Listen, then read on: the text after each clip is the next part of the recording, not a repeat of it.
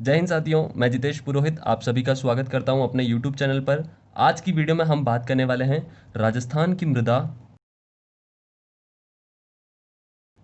अब तक हमने पढ़ लिया है राजस्थान की स्थिति, विस्तार तथा सीमाएं। उसके बाद हमने पढ़ा राजस्थान के जिलों के संबंधित जानकारी, फिर संभागीय व्यवस्था भी पढ़ ली। उसके बाद हमने मरुस्थल से रिलेटेड चीज़ें पढ़ी हैं, अरावली को पूरा अच्छे से अध्ययन किया है। बताओ मुझे, अरावली का वर्गीकरण कितने भागों में किया गया है? 4, 5, 3, 6 ऑप्शन दे दिए मैंने आप लोगों को। फिर हमने उसके बाद पढ़ा राजस्थान की नदियाँ, उससे संबंधित हमने तीनों नदियाँ पढ़ ली। अरब सागर की ओर जाने वाली नदी, आंध्र प्रवाह की नदी तथा बंगाल की ओर जाने वाली नदी। फिर हमने अभी पिछले हफ्ते खारे पानी की झीलें तथा उससे पहले हमने मीठे पानी की झीलें सारी कवर कर ली है। आप लोगों ने अगर इन वीडियो को नहीं देखा है तो डिस्क्रिप्शन में आपको सभी वीडियो की लिंक मिल जाएगी, वहाँ से आप उन्हें एक बार ज़रूर देख लें, अपने नोट्स भी प्रिपेयर कर लें। और आप लोग चैनल पर नए हो, चैनल को अभी तक सब्सक्राइब नहीं किया है तो इसे ज़रूर सब्सक्राइब करें। आप सभी के सहयोग से मेरे 60 से भी अधिक सब्सक्राइबर हो चुके हैं और आज का हमारा टारगेट है 70 सब्सक्राइबर को पूरा करना। तो आप इसे जितना हो सके अपने दोस्तों में शेयर करिए और मेरे साथ पूरा वीडियो को ध्यानपूर्वक देखिए, क्योंकि मैं सिर्फ भूगोल से ही बात नहीं करता हूँ, इतिहास भी जोड़ता हूँ और कल्चर भी जोड़ता हूँ। तो आज मैं राजस्थान की मृदा के साथ साथ यहाँ पर हनुमानगढ़ जिले से संबंधित जानकारी जोड़ने वाला हूँ तथा उसी के साथ साथ हनुमानगढ़ में स्थित भटनेर दुर्ग, कौन सा दुर्ग? बटनेर दुर्ग की संपूर्ण जानकारी आप लोगों को दूंगा। तो पूरा वीडियो को आप ध्यानपूर्वक देखिए, जानकारी अच्छी लगती है तो अंत में इसे एक लाइक जरूर कर देना। बात करते हैं मृदा से संबंधित। तो राजस्थान की मृदा का वर्गीकरण दो भागों में किया गया है। आप लोगों ने अभी तक बहुत सारी वीडियो देख ली होगी, आपको सीधा सीधा बता दिया जाता है कि जलोढ़ मृदा हमारे इस क्षेत्र में पाई जाती है, काली मृदा हमारे हाड़ौती में पाई जाती है तथा रेतीली मृदा पश्चिमी भाग में पाई जाती है। मैं भी आप लोगों को वो चीज़ें पढ़ाऊंगा, उसकी आप कोई भी टेंशन मत लीजिए। कल की जो वीडियो आएगी उसमें मैं आपको मैप के द्वारा सारी चीज़ें समझा दूंगा तथा मैं मेरे व्हाट्सएप ग्रुप पर उस मैप को भी शेयर करूंगा। तो आप चाहो तो वहां से वो डाउनलोड कर सकते हो। उसके लिए आपको डिस्क्रिप्शन में व्हाट्सएप ग्रुप की लिंक मिल जाएगी, आप वहां से उसे ज्वाइन कर लीजिए। आज मैं आप लोगों को राजस्थान की मृदा का बेसिक पढ़ाने वाला हूं, क्योंकि ये चीज़ भी बहुत ज़रूरी है। बहुत बार परीक्षाओं में यहीं से प्रश्न पूछ लिया गया है कि राजस्थान के मृदा को कितने खंडों में बांटा गया है, कितने भागों में बांटा गया है। और इसके अलावा पूछा क्या जाता है कि मृदा के अध्ययन को क्या कहा जाता है, मृदा में कौन से पोषक तत्व पाए जाते हैं। उसके साथ साथ मृदा की समस्याओं से रिलेटेड भी बहुत सारे क्वेश्चन पूछे जाते हैं। तो प्लीज़ वीडियो को स्किप मत करिए तथा इसे जितना हो सके उतना अपने दोस्तों में शेयर करिए। आप लोगों को पूरा घर वाली फीलिंग के साथ मैं पढ़ा रहा हूँ। मेरे पास कोई ब्लैक बोर्ड तथा कोई ऐसी अन्य सुविधा नहीं है। इन फ्यूचर होगी तो मैं आप लोगों को जरूर पढ़ाऊंगा, लेकिन अभी के लिए ये पेन और पेपर ही मेरा ब्लैक बोर्ड है। तो आप लोग इसे शेयर करते रहिए। मृदा का वर्गीकरण राजस्थान में दो भागों में किया गया है। दो भाग कौन कौन से? पहला तो सामान्य तरीके से किया गया है, उसके बाद वैज्ञानिक तरीके से भी किया गया है। अब सामान्य तरीके से, तो सामान्य तरीके से राजस्थान के ही कृषि आयोग ने इसका वर्गीकरण किया है। किसने किया? कृषि आयोग। और वैज्ञानिकों की तरफ से इसका वर्गीकरण किया है यूएसडीए ने। यूएसडीए का फुल फॉर्म किसी को पता है तो कमेंट करो, नहीं पता है तो सुन लीजिए। United state development of agriculture, इसे ही हिंदी में कहा जाता है अमेरिकी कृषि विभाग। और इन्होंने यह वर्गीकरण कब किया हमारे मिट्टी का? तो यह 1991 में किया। कब किया? 1991 में किया था। और इस हिसाब से राजस्थान की मृदा को कितने भागों में बांटा गया? राजस्थान की मृदा को 5 भागों में बांटा गया। सारी चीज़ें मैं आप लोगों को कल बता दूंगा, एंटीसॉल, एरिडोसॉल, अल्फीसॉल। आप परेशान मत होइए, कल आपके लिए एक बहुत ही अच्छी वीडियो आएगी जिसमें मैं आपको मैप के द्वारा सारी चीज़ें समझाऊंगा। कितना रटोगे? रट रट के कितने जिले याद करोगे कि भाई जैसलमेर में रेतीली मृति, हाड़ौती में काली मृति, कितना है रटोगे?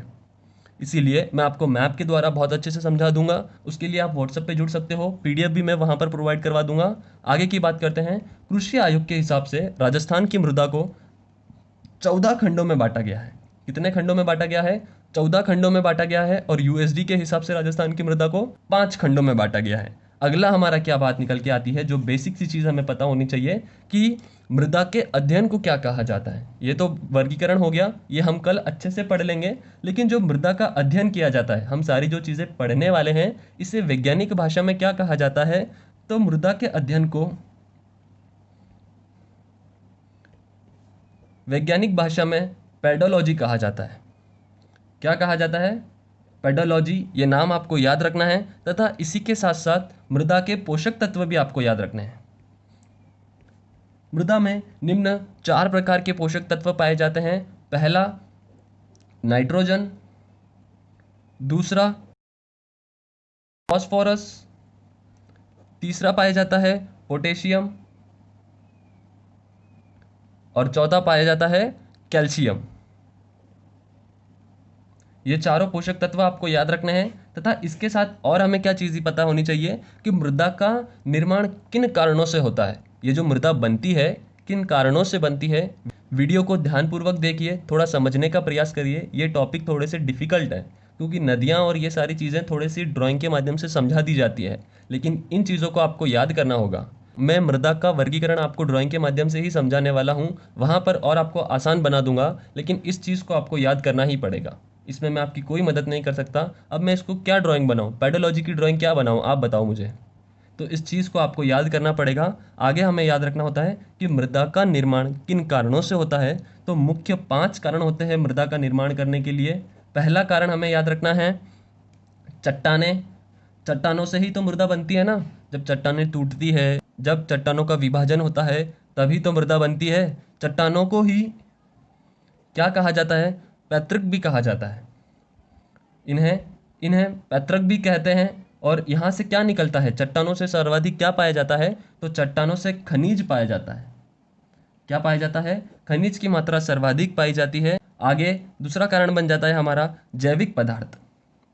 कौन सा, जैविक पदार्थ भी बहुत उपयोगी होते हैं मृदा का निर्माण करने के लिए। फिर आगे यहाँ की जलवायु। जलवायु क्यों इंपॉर्टेंट है कि उस क्षेत्र में कौन सी जलवायु है। चौथा इसका कारण है स्थलाकृति और इसका अंत वाला कारण है समय। अब मिट्टी बनने वाली है, कोई एक दिन में, एक घंटे में, एक हफ्ते में थोड़ी बनेगी। मिट्टी के लिए बहुत सारा समय लगता है, तो यह भी कारण होता है उसका, मिट्टी का निर्माण करने के लिए। तथा उसके बाद हमें क्या पढ़ना होता है कि हाइड्रोजन के अणुओं की सांद्रता पर भी मिट्टी को बांटा गया है। तो वो किस प्रकार से बांटा गया है, वह निम्न 3 भागों में बांटा गया है। 3 भाग कौन कौन से, पहला भाग अम्लीय मृदा, यही दूसरा क्षारीय मृदा और तीसरा उदासीन मृदा। इन 3 भागों में किसके आधार पर बांटा गया है, तो हाइड्रोजन के अणुओं की सांद्रता के आधार पर बांटा गया है, जिसे ही पीएच कहा जाता है। आप लोगों ने सुना होगा, खेती से मेरे जो भी भाई लोग संबंध रखते होंगे, कभी आपके गांव में अगर मृदा प्रशिक्षण करने के लिए कोई आता है अधिकारी, तो वो पीएच की मात्रा देखते हैं। ये चीज़ आपको पता होगी। तो इसी प्रकार पीएच की मात्रा के आधार पर ही इसको 3 भागों में बांटा गया है। अब देखते हैं कि कौन सी मृदा का पीएच कितना होता है। ये भी बहुत इंपॉर्टेंट है, क्वेश्चन एग्जामों में पूछा जा चुका है। राजस्थान पुलिस कांस्टेबल में तो काफ़ी बार पूछा जा चुका है कि अम्लीय मृदा का पीएच कितना होता है, क्षारीय मृदा का पीएच कितना होता है। तो आज अपनी नोट्स यहाँ से बना लो, कल हम पढ़ेंगे कि कौन सी मृदा कौन से क्षेत्र में पाई जाती है। तो आप फिक्र मत करिए कि हमें डायरेक्ट ये क्या पढ़ा रहे हो, ये बेसिक है। बेसिक जानिए। लोगों को बहुत सारी टेक्निकों से पढ़ा दिया होगा कि ये मृदा वहाँ पाई जाती है, जैसलमेर में ऐसी मृदा पाई जाती है, लेकिन आपको अगर बेसिक ही नहीं पता होगा तो वो सारी चीज़ें जानकर कुछ फ़ायदा ही नहीं है। बात करते हैं अम्लीय मृदा के पीएच मान पर। तो अम्लीय मृदा का पीएच मान 7 से कम होता है। क्या होता है, 7 से कम होता है। पीएच मान टोटल कितना होता है, 1 से लेकर तो 14 तक पीएच मान रहते हैं, जिसमें 7 जो पीएच मान रहता है वह उदासीन मृदा का रहता है। अगर 7 से पीएच कम हो जाए तो यह अम्लीय मृदा का पीएच होता है, तथा यही अगर 7 से अधिक हो जाए, 7 से अधिक हो जाए तो यह क्षारीय मृदा का पीएच होता है। और जब ये अधिक और कम हो जाते हैं ना, तो यहाँ पर कृषि करना बहुत ही कठिन हो जाता है। अब कृषि करना कठिन हो गया है तो कुछ लोगों ने इसकी समस्याओं का हल ढूंढ लिया है। उस हल से भी आपको प्रश्न पूछा जाता है कि क्षारीय मृदा की समस्याओं का हल क्या है।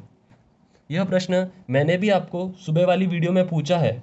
अगर आप लोगों ने उन वीडियो को नहीं देखा है तो प्रश्नों वाली वीडियो को भी ज़रूर देखिए, क्योंकि टॉपिक तो क्लियर हो जाता है, लेकिन प्रश्नों से ही हम उस टॉपिक पर और माहिरत हासिल कर सकते हैं। बात करते हैं उदासीन मृदा से रिलेटेड। तो उदासीन मृदा का पीएच कितना होता है, 7 के बराबर होता है। और यह मृदा कैसी होती है, यह उपजाऊ मृदा होती है। कैसी मृदा होती है, उपजाऊ मृदा होती है। और उपजाऊ मृदा का पीएच 6.5 से 7.5 तक रह सकता है। ज़रूरी नहीं है कि साथ ही चाहिए, कभी थोड़ा कम थोड़ा ज़्यादा रही तो भी यहाँ पर खेती की जा सकती है, लेकिन इन दोनों में खेती करना बहुत मुश्किल हो जाता है। तो इनकी समस्याओं का हल क्या निकाला गया है, अगर पीएच मान 7 से कम हो जाए तो हम मिट्टी को क्या करेंगे, मिट्टी को चूना लगाएंगे। क्या करेंगे, मिट्टी को चूना लगाएंगे। इसी प्रकार मिट्टी में चूने का प्रयोग करेंगे, तथा एक और खनिज आता है रॉक फॉस्फेरस। क्या नाम है उसका, फॉस्फेरस। इसका प्रयोग करेंगे। अगर इन दोनों का भी आप प्रयोग नहीं करते हो, इसके बाद एक और नाम आता है जस्ते का चूर्ण। इन तीनों चीज़ों का प्रयोग करके हम मिट्टी में अम्लता की मात्रा कम कर सकते हैं और मिट्टी को उदासीन बना सकते हैं।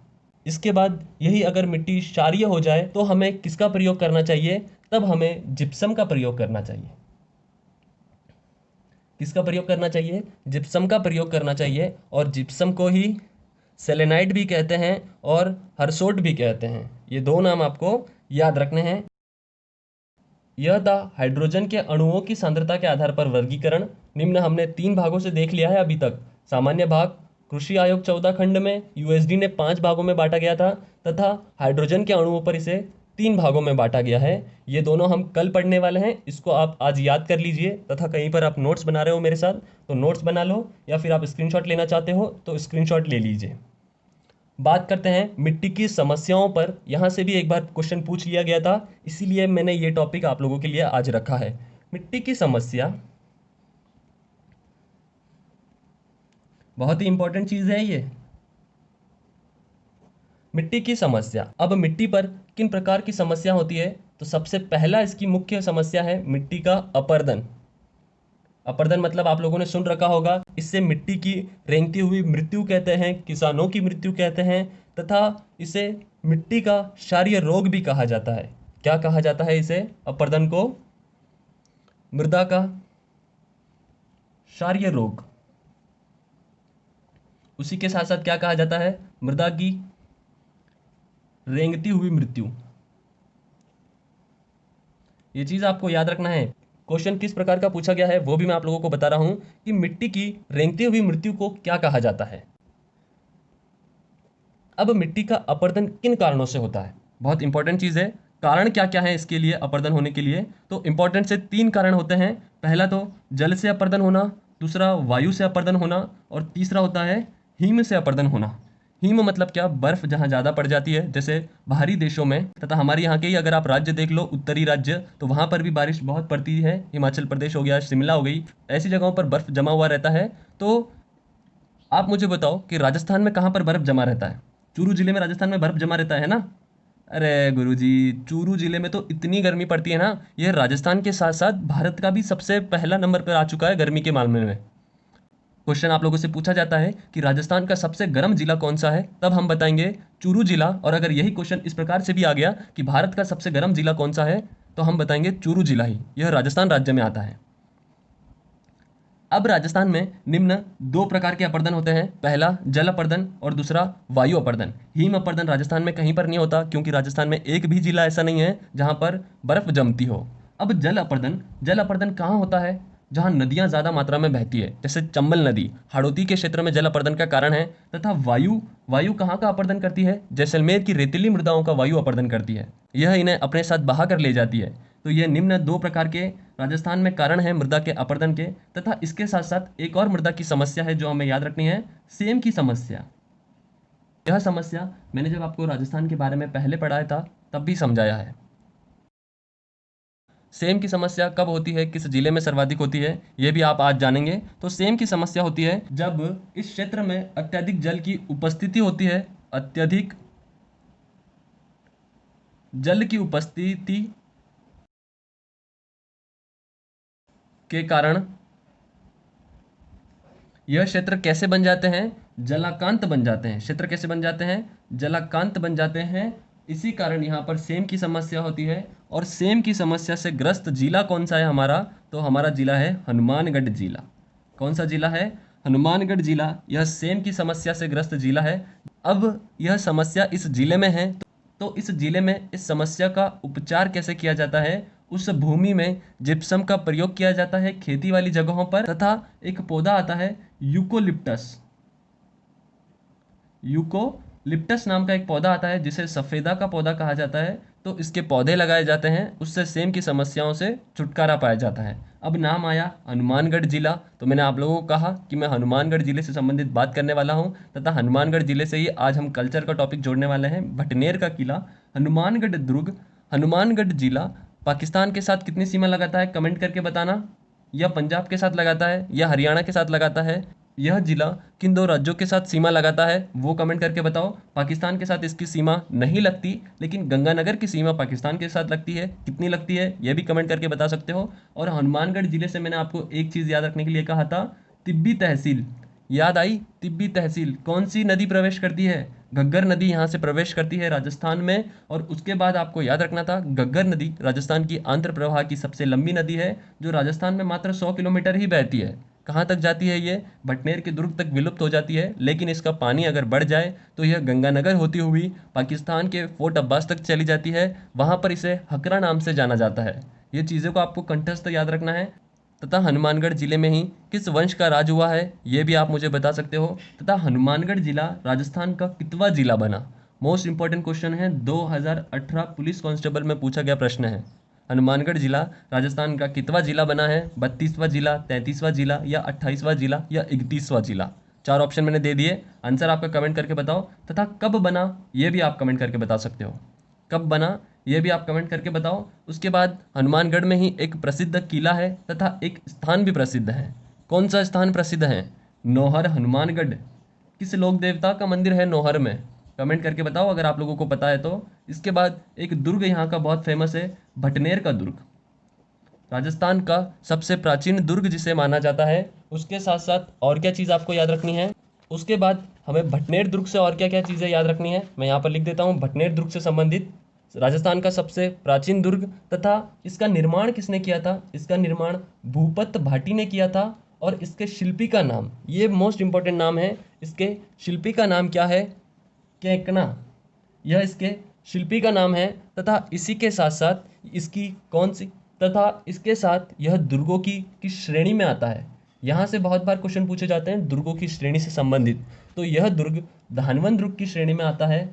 तथा उसके साथ साथ यह पारिध दुर्ग के भी श्रेणी में आता है। पीछे ध है, ध मतलब क्या? परकोटा। अगर यही पीछे ख होता तो ख का मतलब क्या रहता है?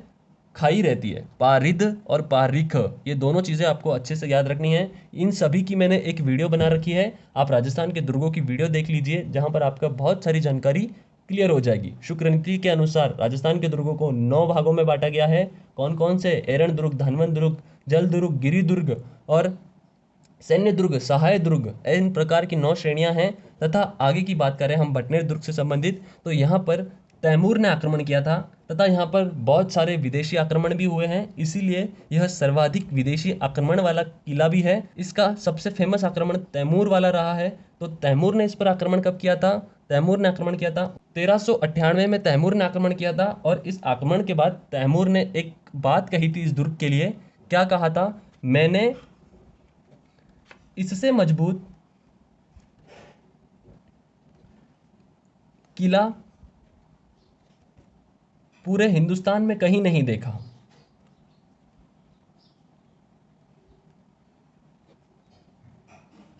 क्या कही बात इसने? कि मैंने इससे मजबूत किला पूरे हिंदुस्तान में कहीं नहीं देखा। ये चीज़ किसके लिए कही गई है? भटनेर दुर्ग के लिए कही गई है, तैमूर के द्वारा। उसके बाद आपको याद रखना है, यहाँ पर सर्वाधिक विदेशी आक्रमण हुए हैं और यहाँ पर हिंदू महिला के साथ साथ मुस्लिम महिलाओं के भी जौहर के प्रणाम पाए जाते हैं। आप लोगों से क्वेश्चन पूछा जाता है कि राजस्थान में मुस्लिम महिलाओं के जौहर के प्रणाम कहाँ पाए जाते हैं, तो भटनेर के दुर्ग में पाए जाते हैं। तथा उसके साथ आपको एक चीज़ और याद रखनी है, यहाँ पर एक छतरी बनी हुई है। किसकी छतरी है? दलपत सिंह की तथा 6 रानियों की। किनकी छतरी है? दलपत सिंह व उनकी 6 रानियों की। और दलपत सिंह का संबंध कहाँ से है? यह बीकानेर के राय सिंह के पुत्र थे। मैंने कल आपको बीकानेर की पूरी वंशावली बताई है, अगर आप लोगों ने वो वीडियो नहीं देखा है तो एक बार उसे ज़रूर देखिए। तथा उसके साथ साथ यहाँ पर शेर खां की मस्जिद भी स्थित है, ये भी चीज़ आपको याद रखनी है। और एक और बात आपको याद रखनी है कि यहाँ पर 1805 में बीकानेर के ही एक शासक हुए हैं सूरत सिंह, उन्होंने यहाँ पर आक्रमण किया था और इस दुर्ग का नाम बदलकर क्या रखा था? हनुमानगढ़ दुर्ग रखा था।